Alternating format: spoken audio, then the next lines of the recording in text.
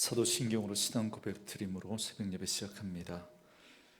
전능하사 천지를 만드신 하나님 아버지를 내가 믿사오며 그 외아들 우리 주 예수 그리스도를 믿사오니 이는 성령으로 잉태하사 동정녀 마리아에게 나시고 본디오 빌라도에게 고난을 받으사 십자가에 못 박혀 죽으시고 장사한 지 사흘 만에 죽은 자 가운데서 다시 살아나시며 하늘에 오르사 전능하신 하나님 우편에 앉아 계시다가 저리로서 산자와 죽은 자를 심판하러 오시리라. 성령을 믿사오며 거룩한 공회와 성도가 서로 교통하는 것과 죄를 사하여 주시는 것과 몸이 다시 사는 것과 영원히 사는 것을 믿사옵나이다. 아멘. 이 아침에 우리에게 주시는 하나님의 말씀은 레위기 6장 8절에서 23절 말씀까지입니다. 레위기 6장 8절에서 23절 말씀까지. 우리 말씀 찾으셨으면 한 목소리로 같이 읽습니다. 여호와께서 모세에게 말씀하여 이르시되 아론과 그의 자손에게 명령하여 이르라. 번제의 규례는 이러하니라. 번제물은 아침까지 제단 위에 있는 석쇠 위에 두고 제단의 불이 그 위에서 꺼지지 않게 할 것이요, 제사장은 세마포 긴 옷을 입고 세마포 속바지로 하체를 가리고 제단 위에서 불태운 번제에 재를 가져다가 제단 곁에 두고 그 옷을 벗고 다른 옷을 입고 그 재를 진영 바깥 정결한 곳으로 가져갈 것이요, 제단 위에 불은 항상 피워 꺼지지 않게 할지니 제사장은 아침마다 나무를 그 위에서 태우고 번제물을 그 위에 버려놓고 화목제의 기름을 그 위에서 불사를 지며 불은 끊임없이 제단 위에 피워 꺼지지 않게 할지니라. 소제의 규례는 이러하니라. 아론의 자손은 그것을 제단 앞 여호와 앞에 들이되 그 소제의 고운 가루 한 움큼과 기름과 소제물 위에 유황을 다 가져다가 기념물로 제단 위에서 불살라 여호와 앞에 향기로운 냄새가 되게 하고 그 나머지는 아론과 그의 자손이 먹되 누룩을 넣지 말고 거룩한 곳 회막들에서 먹을지니라. 그것에 누룩을 넣어 굽지 말라. 이는 나의 화제물 중에서 내가 그들에게 주어 그들의 소득이 되게 하는 것이라. 속죄제와 속건제 같이 지극히 거룩한즉 아론 자손의 남자는 모두 이를 먹을지니 이는 여호와의 화제물 중에서 대대로 그들의 영원한 소득이 됨이라.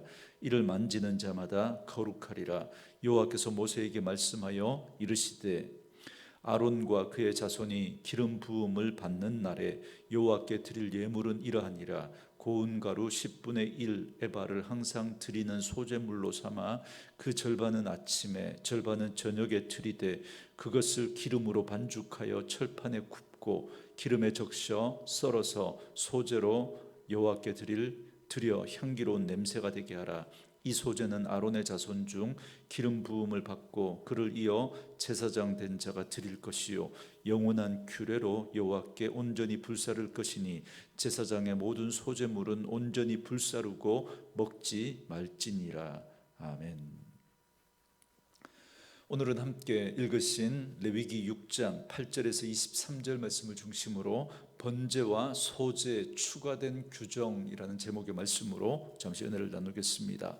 지금까지 우리는 구약의 5대 제사, 번제, 소제, 화목제, 속죄제, 속건제에 대해서 살펴봤습니다. 그런데 오늘 본문 6장 8절부터 7장 37절까지 말씀은 또다시 제사에 대한 규례에 대해서 말씀하고 있습니다. 이건 앞에서 설명한 제사에 관한 규례에 추가된 보충 규례라고 할 수 있습니다. 그래서 지금까지 살펴봤던 1장 1절부터 6장 7절까지 말씀은 이스라엘 백성들이 알아야 할 5대 제사의 규례에 관한 말씀이었고요. 이제 오늘부터 7장 37절까지 말씀은 이 5대 제사를 관장해야 될 제사장의 사역을 특별히 분리해서 구체적으로 기록을 하고 있습니다. 그래서 오늘 본문 9절에 보시면 아론과 그의 자손에게 명령하라 이렇게 말씀합니다. 그 중에서 오늘 본문은 번제와 소제를 드릴 때 제사장이 역할, 거기에 대해서 말씀하고 있습니다. 먼저 8절부터 13절까지는 번제를 드릴 때 제사장의 역할에 대해서 말씀하고 있습니다. 9절에 보시면 아론과 그의 자손에게 명령하여 이르라. 번제의 규례는 이러하니라. 번제물은 아침까지 제단 위에 있는 석쇠 위에 두고 제단 불이 그 위에서 꺼지지 않게 할 것이요. 그럽니다. 번제에 있어서 제사장의 가장 중요한 역할은 그 번제단의 불이 꺼지지 않도록 하는 것입니다. 여러분, 이 불은 제물을 태울 때뿐만 아니라 제물이 타지 않을 때도 24시간 꺼지지 않도록 철저하게 잘 관리해야 했습니다. 그래서 13절에 보시면 불은 끊임없이 제단 위에 피워 꺼지지 않게 하라라고 말씀합니다. 이것이 번제에 있어서 제사장이 해야 할 가장 중요한 임무라고 할 수 있습니다. 그럼 왜 번제단의 불이 꺼지지 않도록 해야 할까라고 하는 것입니다. 번제가 죄와 관련해서 드릴 때는 그 죄의 대가를 치르는 것이다 말씀드렸죠. 그래서 번제가 희생의 의미로 드릴 때는 완전히 다 태워서 드리는 전적인 희생을, 헌신을 의미하고, 그리고 이 번제가 죄와 관련될 때는 그 죄의 대가를 치르는 것이다. 그래서 완전히 불살라 태움으로 말미암아 그 죄가 얼마나 심각한 것인지, 그리고 그 죄에 대한 대가가 또 그런 희생을 요구하고 있는 것임을 말씀하고 있습니다. 그래서 죄인의 죄를 대신해서 제물을 바치고 그 제물을 불에 태워서 향기로 하나님 앞에 올려 드림으로써 그 죄인의 죄가 용서받게 되었다라는 사실을 보여줍니다. 이는 죄인을 향한 하나님의 공의가 만족되었다라는 걸 말합니다. 이 번제를 통해서 그 죄인을 반드시 죽여야 마땅하지만, 그러나 이 제물이 죄인을 대신해서 죽은 증거로 그 연기가 올라가서 하나님께 향기롭게 드려졌기 때문에 하나님의 공의가 만족되었고 죄인들의 죄는 용서되어졌다, 용서받았다라는 걸 의미해 주고 있습니다. 그래서 여러분, 신약의 에베소서 5장 2절에 보면 그리스도께서 너희를 사랑하신 것 같이 너희도 사랑 가운데서 행하라. 그는 우리를 위하여 자신을 버리사 향기로운 제물과 희생 제물로 하나님께 드리셨느니라. 그렇게 말씀합니다. 예수 그리스도의 그 속죄가 하나님께 향기로운 냄새로 드려졌다는 겁니다. 그래서 하나님의 공의가 만족되어졌고 우리의 죄가 용서되어졌음을 말씀하고 있습니다. 그래서 이 하나님의 예수님의 속죄가 하나님께 향기로운 냄새로 드려졌다는 거죠. 이건 예수님 외에는 여러분 누구도 그 역할을 대신할 수 없습니다. 예수님만이 하나님의 어린 양으로 우리의 온전한 죄의 대속물로 드려질 수 있는 것입니다. 그러므로 번제단의 불은 희생이 아니고서는 하나님의 공의를 만족시킬 수 없다라는 걸 나타내는 것이고, 그래서 제사장들은 그 불을 절대로 꺼뜨리지 말아야 했습니다.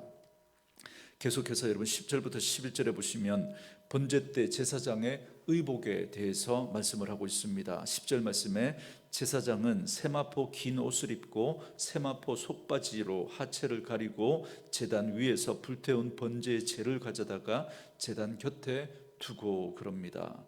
번제를 드릴 때 제사장은 세마포 옷을 입으라라고 그렇게 말하고 있습니다. 여러분, 이때는 대제사장도 마찬가지입니다. 우리가 출애굽기 말씀에서 이미 살펴봤지만 본래 대제사장의 의복은 세마포 위에 겉옷과 그리고 에봇을 입고 머리에 관을 썼습니다. 그러나 번제를 드릴 때만큼은 화려한 겉옷이나 에봇 그리고 판결, 흉패, 관 그런 것들을 다 벗고 그냥 수수하게 세마포 옷만 입으라는 것입니다.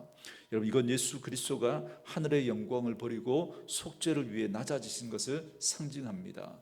여러분, 대제사장의 그 역할은 바로 우리가 지난주 살펴봤던 것처럼 큰 대제사장이신 예수님을 가리키고 있습니다. 그래서 예수 그리스도가 하늘 영광을 버리고 우리의 속죄를 위해서 이 번제를 드릴 때 세마포 옷만 입으라는 건 우리의 속죄를 위해서 그렇게 예수님께서 낮아지셨다라는 걸 말씀해 주고 있습니다. 그래서 이 대제사장이 세마포 옷만 입고 번제를 드린 건 예수님의 낮아지심, 예수님의 겸비, 겸손을 예표하고 있는 것입니다.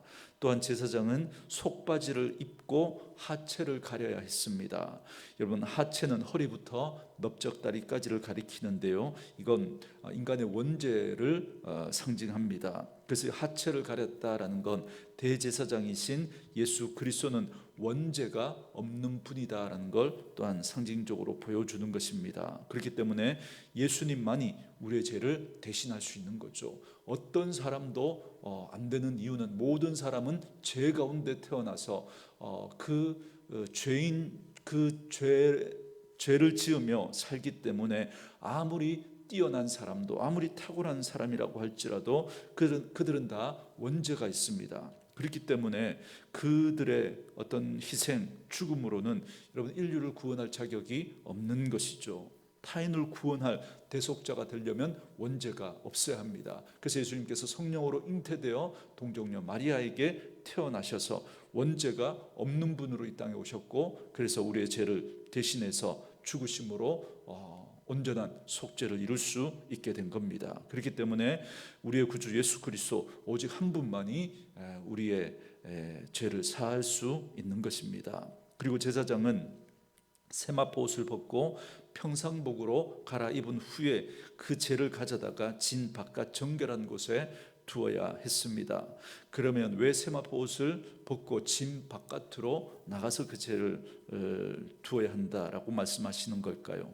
세마포 옷은 세속에 더러워져서는 안 되기 때문에 그렇습니다. 그리고 이 죄는 죽음을 상징합니다. 그렇기 때문에 예수 그리스도는 제물이 되시고 또한 제사장이 되실 뿐만 아니라 그 육신이 죽으실 것을 지금 예표하고 있는 것입니다. 그래서 이 말씀에 예수님의 시체는 진 바깥 정결한 곳에 놓이게 될 것을 지금 미리 예언적으로 말씀해 주고 보여주고 있는 것입니다. 실제로 예수님께서 십자가에 달려 죽으신 그 장소가 골고다 언덕이지 않습니까? 그리고 골고다는 해골의 언덕이라고 하는 뜻입니다. 그래서 당시 십자가 처형을 받은 그 사람들의 시신은 골고다 언덕 아래 그렇게 던져졌고, 그러면 동물들이 와서 그 시체를 먹곤 했습니다. 그런데 예수님의 시신은 아리마대 요셉이라고 하는 사람이 거두죠. 그래서 그가 한 번도 쓰지 않았던 새 무덤에 예수님을 장사하게 됩니다. 이걸 통해서 예수님의 시신이 바로 이 진 바깥 정결한 곳에 놓이게 될 것을 말씀했는데, 이것이 실제로 예수님의 그 죽음을 통해서 예언이 성취되었던 걸 보여주고 있습니다. 그러므로 우리는 번제 때 제사장의 의복과 또 그들이 행했던 이 행위들을 통해서 이 모두가 예수 그리스도를 예표하고 있다라고 하는 것을 우리 다시 한번 기억해야 합니다. 그래서 제사장이 제물을 불로 태워 드릴 때 하나님이 흠령하시고 만족하셨다라는 건 예수 그리스도의 그 희생 제사를 받으시고 그 제사를 드리는 사람의 죄를 용서하신 것처럼, 하나님께서 예수 그리스도의 그 희생을 받으시고 우리 모든 우리들의 죄를 용서해 주시고 우리들에게 영생을 허락해 주셨다라는 사실을 잘 보여주고 있습니다. 계속해서 여러분 14절부터 23절까지 말씀은 소제를 드릴 때 제사장의 규례에 대해서 말씀하고 있습니다.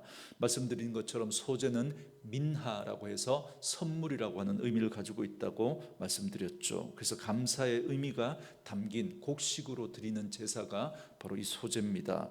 15절과 16절 말씀처럼 드린 자가 가져온 곡식의 소제는 한 움큼을 가져다가 기념물로 삼아서 기름과 유황을 부어서 번제단에서 사릅니다. 그래서 하나님 앞에 향기로운 제물로 드려집니다. 그리고 나면 나머지 곡식은 제사장들이 먹게 했습니다. 이때 소제물에는 반드시 누룩을 넣지 말아야 하고 회막 뜰에서 먹어야 했습니다.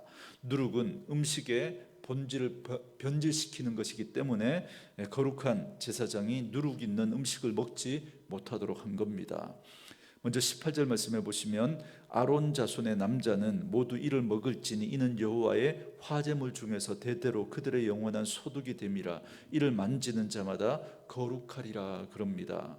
여러분, 번제를 드릴 때는 그때 드려지는 제물의 고기는 모두 그 번제단에서 불에 태워 하나님 앞에 드려졌습니다.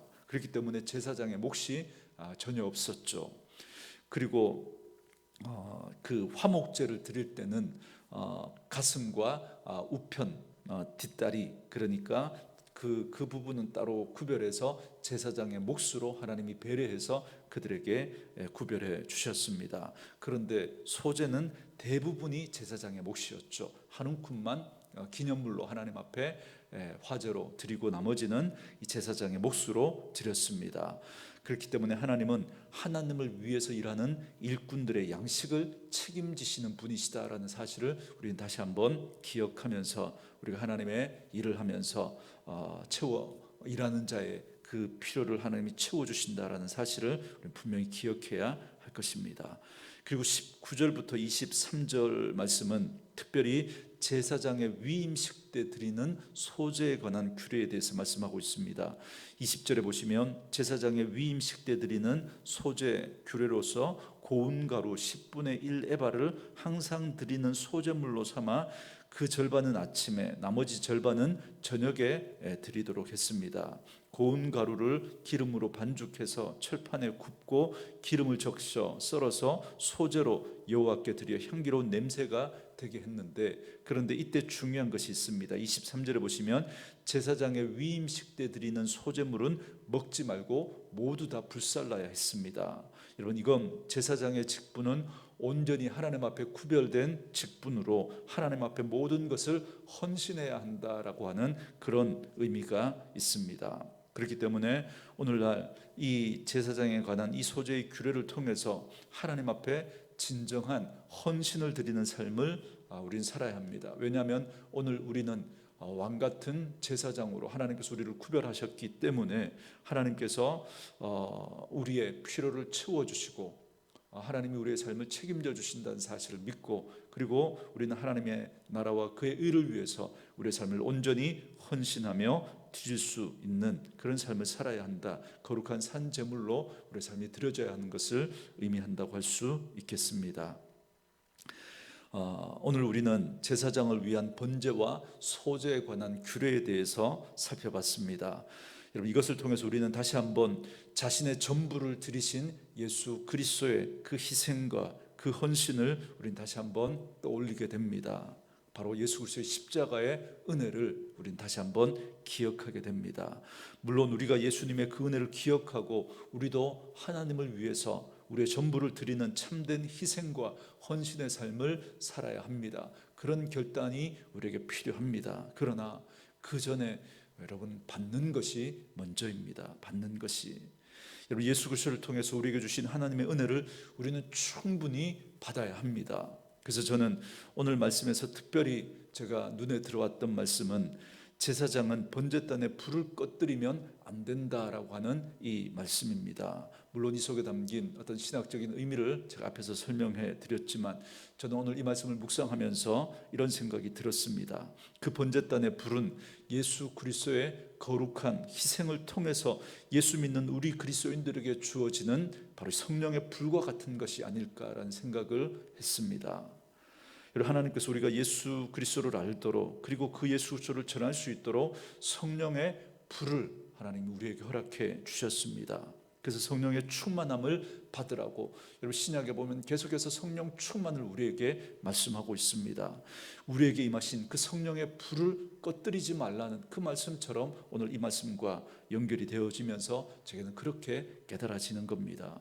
하나님께서 예수 그리스도를 통해서 우리에게 주신 그 은혜와 그 사랑을 우리가 충분히 받아서, 충만히 받아서 그 은혜와 그 감격 가운데 우리가 살아가야 함을 말씀하고 있는 것이 아닐까라는 생각이 들었던 겁니다.